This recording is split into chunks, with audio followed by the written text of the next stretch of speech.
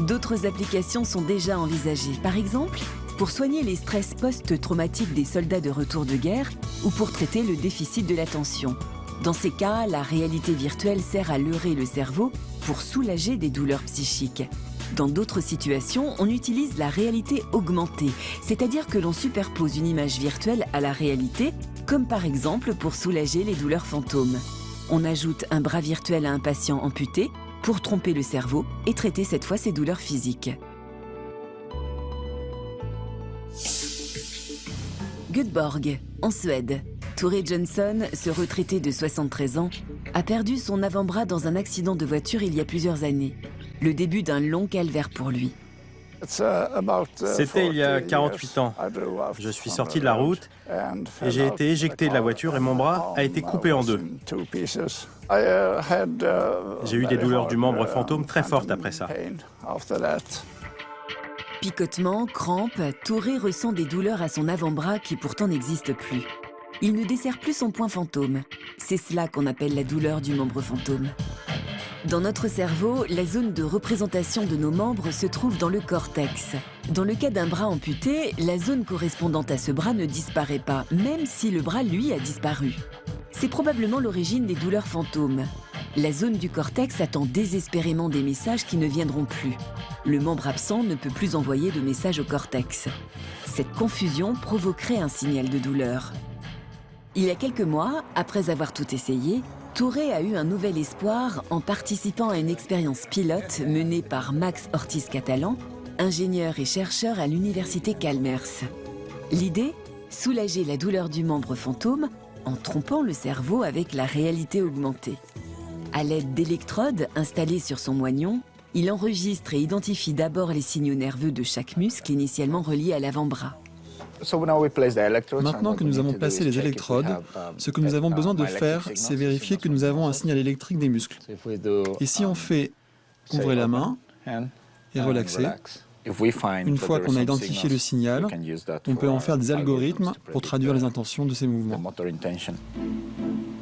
Initialisé, l'ordinateur reconstitue les mouvements de l'avant-bras avec ce bras virtuel. Open.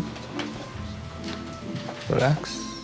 Puis on place un bras virtuel sur l'image filmée du patient. Le programme sait où il doit placer le bras, parce que nous avons ce marqueur. On parle alors de réalité augmentée.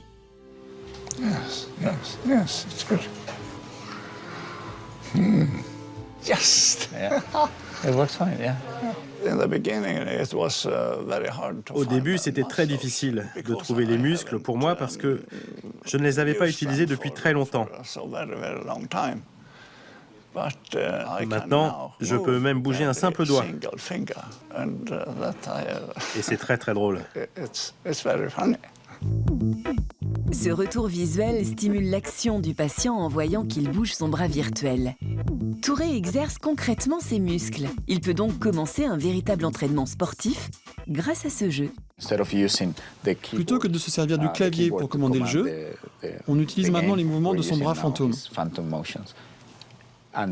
Pour conduire cette voiture, ce qu'il essaye de faire, c'est bouger son poignet. Et donc la voiture va à gauche ou à droite, et pour accélérer la voiture, il fléchit le coude.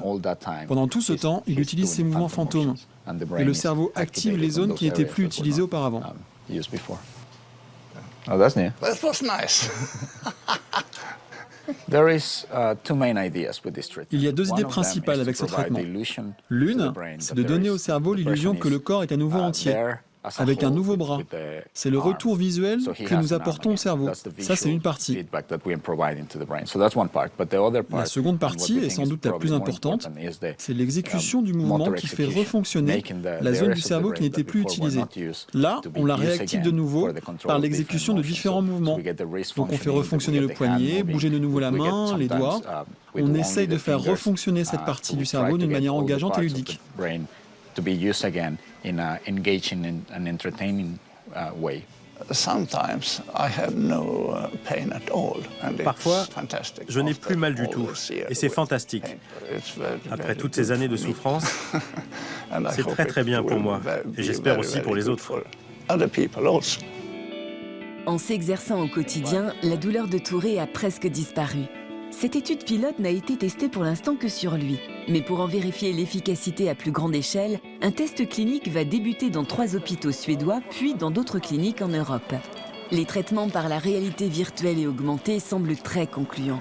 Et ils pourraient déboucher sur un grand nombre d'applications futures.